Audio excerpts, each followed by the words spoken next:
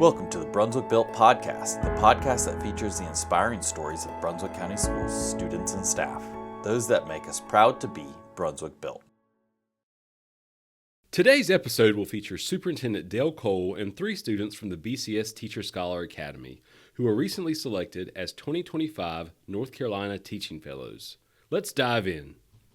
Well, ladies, welcome to the very first Brunswick Built podcast.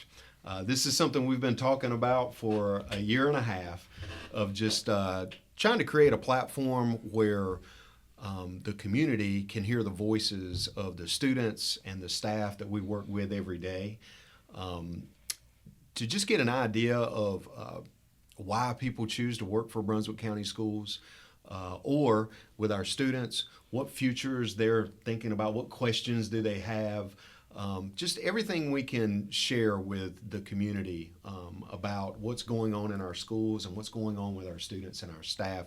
We just think it's important for us to share the stories that we have, because so many of the people in our community all across the county, the last time they were in a school was when they were in school, and that was some time ago. Obviously, things have changed a lot in the world and certainly in schools over the past 20 years. So I think it's important. I think it could be very beneficial for our school district and also for the county, so that they feel more connected to you guys as students, and also to the jobs that we're trying to do every day in support of the goals of the county. So I just wanted to share, first of all, my name's Dale Cole. I'm Superintendent of Brunswick County Schools, and I started about a year and a half ago. I was born here, actually, in Brunswick County. My dad was an electrician when they were building the nuclear power plant. And so my family lived here. Now, I only lived here for about a year. And then we moved back home once my dad's job ran out. So I grew up in Beaufort County, about 3 hours north of here. But I've spent almost my entire 29-year career working in the eastern part of the state.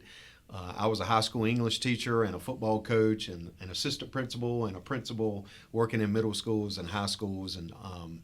And at one point, I was the North Carolina Principal of the Year, which was a pretty big deal for me, and allowed me to get out and about all across the state.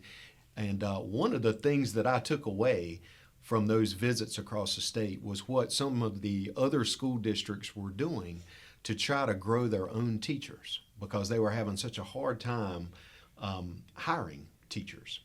And so that just kind of became a thing that I've been interested in ever since I became a superintendent.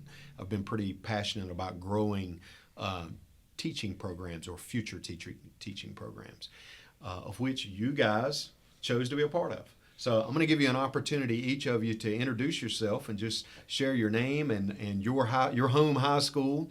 And then we'll start with just a fun one of, what did you do last week in the first snow, I think, that Brunswick County's had in 19 years? That was the most fun, at least to you. So we'll start here. I'm Johanna Bryant, and I go to North Brunswick High School. The most fun thing was going on a walk with my parents, on the first day, and I was watching my parents throw snowballs at each other, kind of act like kids, and just taking a whole bunch of pictures and making sure to take time with my family. I hope you took a lot of pictures, because like I said, that was 19 years since the last time. That was great. I'm Isabella Bullard, and I'm from South Brunswick High School. The funnest thing I did in the snow was probably play with my siblings and make snow angels, try and build a snowman, and that's basically it. Okay, good. My name's Tanaya Cobb. I go to South Brunswick High School, and I think it would be just making art in the snow. So I would draw hearts and just write my name in the snow. That was probably my favorite thing that I did. And just looking at it with my mom was probably the best part about it too. I got you. And we also have your teaching as a profession teacher here. I'm going to let her introduce herself. All right, so I'm Miss Jenny Bryan. I am in my 14th year of teaching. I spent most of that career in Brunswick County Schools at South Brunswick High School. This is my second year leading the Brunswick County Schools Teacher Scholar Academy and teaching these lovely young future teachers. I really enjoyed watching my girls boogie board in the snow, as we do not have sleds, of course, but we were using boogie boards and pool floats to have fun in the snow. So, like, my favorite part was snow cream. My wife made a great big bowl of snow cream with like vanilla and I don't know, whatever ingredients you put into snow cream, but it was fantastic. It was fantastic. So I enjoyed that. Well, good. We've got everyone back in school today, and I'm excited to hear from you guys about this teaching as a profession program. What led you to sign up for classes? And how you've felt about what you've learned so far and what you're thinking about your future. So, Johanna, let's start with you. How did you find out about this program, the Scholars Program? So, actually, I literally just saw it on the curriculum list thing. In the book, the handbook? book. Yeah. And I signed up for it, but I didn't realize that you had to do 2 coast classes, so then I didn't get into it. I think that was my sophomore year. Then my junior year in child development, my teacher actually brought in Miss Bryan, and I learned more about the program, and that got me really interested in it, and I signed up. And ever since, it's been just a fun journey. I've gotten to meet new people, and Miss Bryan's an amazing teacher. And I've learned things that I didn't think I was going to know about teaching this early on. So that's really exciting. Can you give me an example of something that you learned? Just I really like the history of education. You hear bits and pieces of it. Yeah, I'm kind of a, like Miss Bryan, I'm kind of a history nerd. But Yes. Learning about the bits and pieces of it, you don't really hear about in your normal history classes, was interesting. And then we also had a project where we kind of got to put ourselves in the shoes of people from the past, educators of the past, and different cultures and their struggles with education. So that was very interesting to learn about. Awesome. It also sounds like Ms. Bryan is a fantastic salesman, which you have to be when you're a career and technical education teacher, because the students don't have to take your classes. So you got to recruit. That's one thing. That's the difference between being a core subject teacher and being a career and technical education teacher, is that you got to be a good salesman. You got to get out there and recruit, because without students signing up for your classes, you don't have any classes. So it's important. Isabella, how about you? My child development teacher, I always wanted to be a teacher, and I kind of asked her about it. And so always. Yeah. Give me a definition of always, since you were 5 years old. I've always wanted to be a teacher because me and my sister would play teacher, and she never let me be the teacher, and I wanted to be the teacher. And I've always wanted to be the teacher, and I kind of was steered away from it. But then my child development teacher, she was like, here's a class you can take, and you can see if that's something you really want to do. And I've decided that's something I really want to do. And, yeah. So I heard you say you were sort of steered away from it. Can you expand on that? How steered away from, or why? Okay, whenever you tell your teacher you want to be a teacher, some of them, not all of them, but some, they'll tell you, you don't want to do that. That's not, you're not going to make enough money. It's not something you really want to do. And so I was like, okay. But then when that one teacher told me that I should do it, then I started trying to actually do and become a teacher. So, and I've heard that before, and I'm going to just jump in here and share my thoughts on that. I think any teacher that tells a student that they shouldn't consider teaching as a career should be ashamed of themselves. Okay, that's my opinion. Okay, and the reason why is if they're not happy with their profession, then they should go do something else. Something my dad told me a long time ago. My dad really wanted me to take over his business. He was an electrician. I did not enjoy being an electrician. I just did not enjoy it. And so I was looking at, now he owned his own business that he would have sold me, and I could have done well financially. But what it came down to me was, I was looking at I'm going to be doing this for 50 years. I'm going to spend most of my life doing this every day. And if I don't enjoy it now, I'm certainly not going to enjoy it 30 years from now. And so I just decided I wanted to do something that made me happy, that I could also make a living doing. And so I ended up choosing teaching because I loved coaching, and coaching is teaching. I guess I think sometimes folks forget that it's not just about the money that's going into your pocket. It's also the money going into your benefits and the money going into your state retirement. Because any state employee can retire in 30 years, and they get a paycheck for the rest of their lives. And you get pretty strong benefits as well. So the pay package is more than just the paycheck.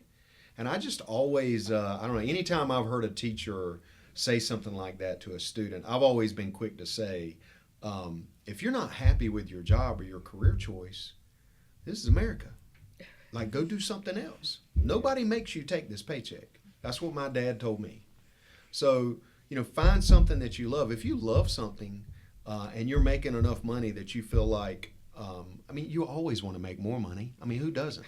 But is it worth the happiness that you're taking away from your job? And if you're not happy, you have other options. That's one thing that a 4-year degree gives you, is options.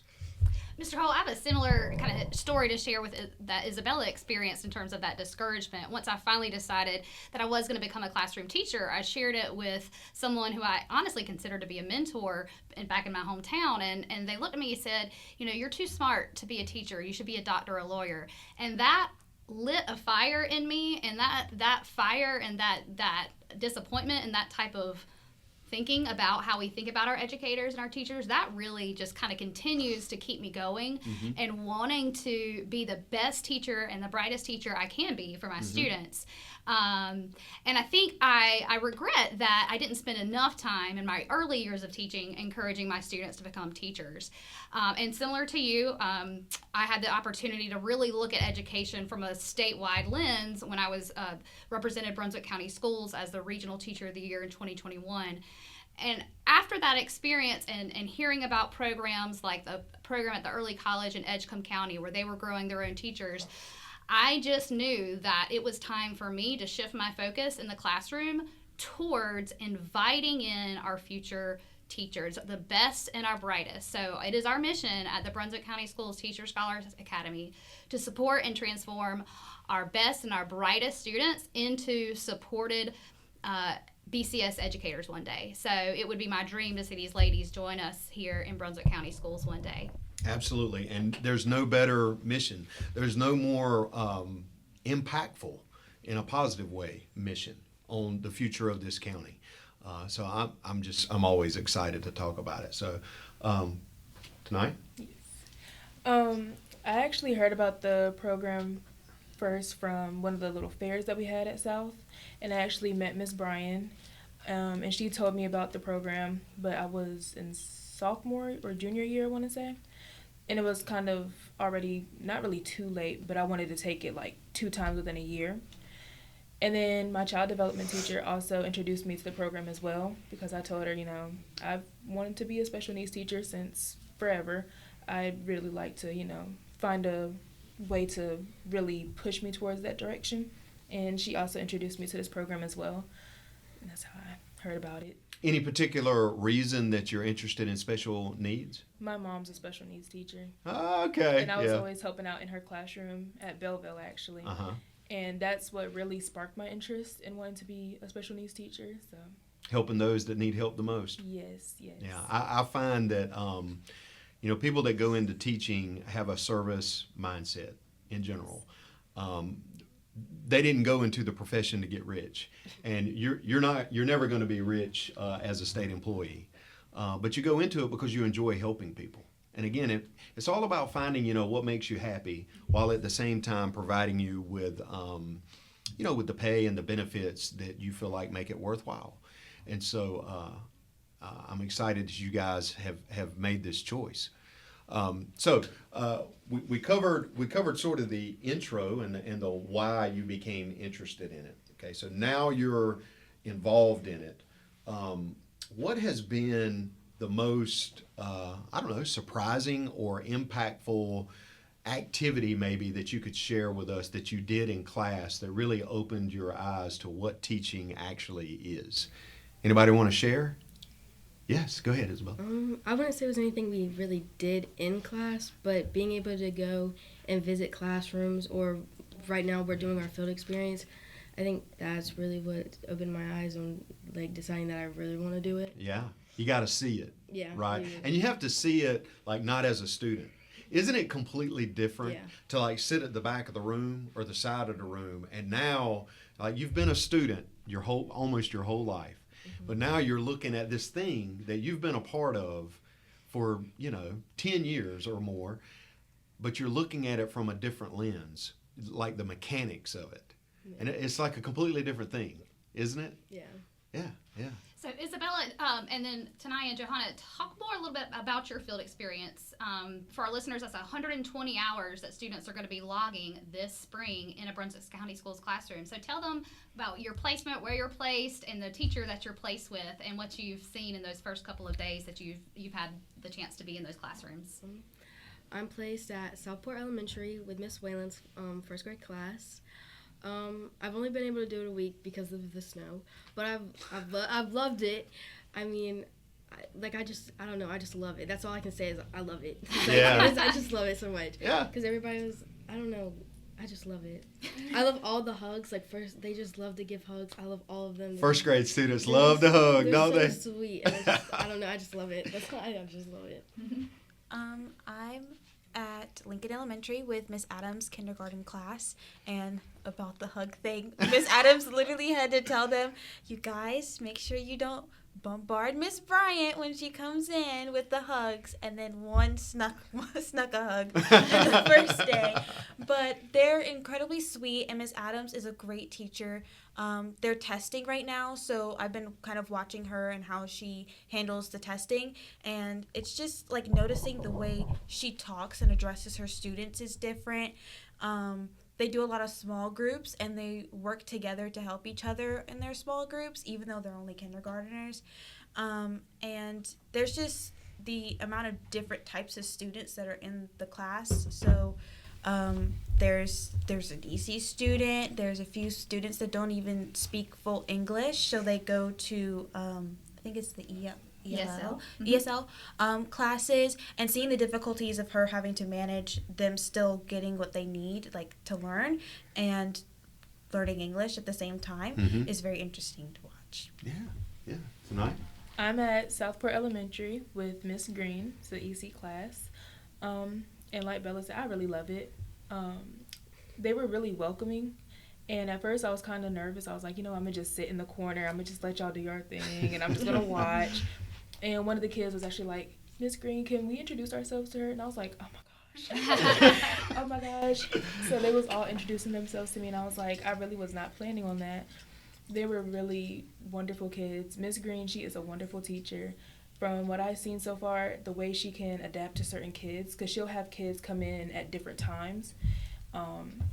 So they have like two different lessons almost.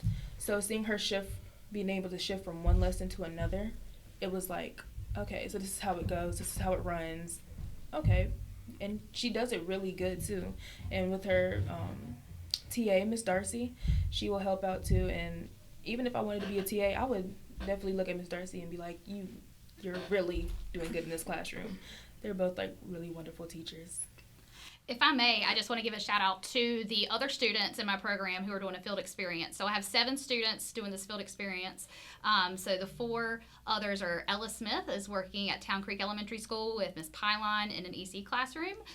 We have India Bernica working at the North Brunswick High School in the North Brunswick High School band room with Mr. Barrett.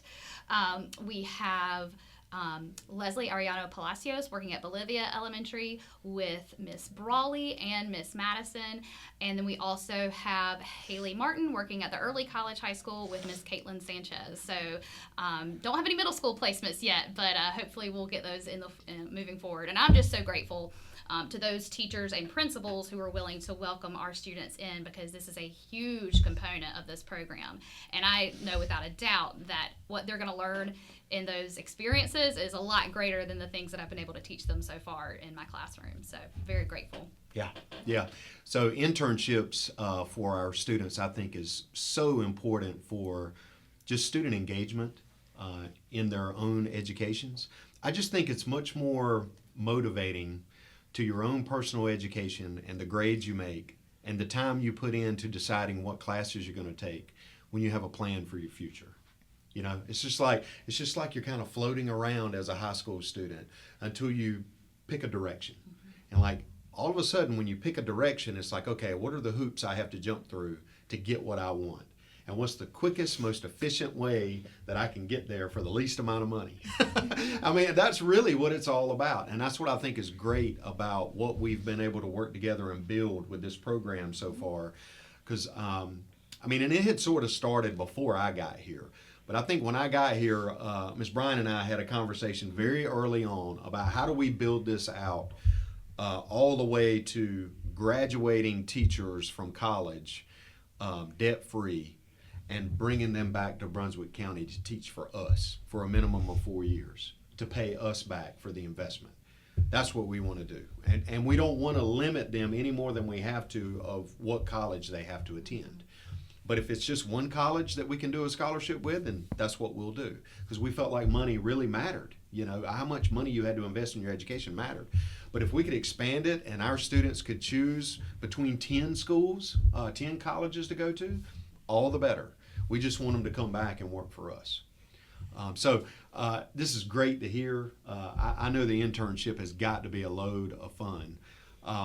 I guess moving forward, all three of you guys got the Teaching Fellows Scholarship. Is that correct? Yes. So that's $10,000 Yeah, so $10,000 a year up to 4 years. up to 4 years, and then you come back and teach for us. Have any of you decided sort of like what school you want to go to? What direction you want to take? I mean, we got to talk people into teaching in middle school.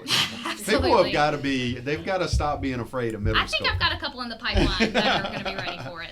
But what do you think? Do you guys, have you made up your mind on a direction for your future? I think we all pretty much know what college we want to go to. I want to go to UNC Pembroke. Okay. I want to go to UNC Pembroke as well. Okay.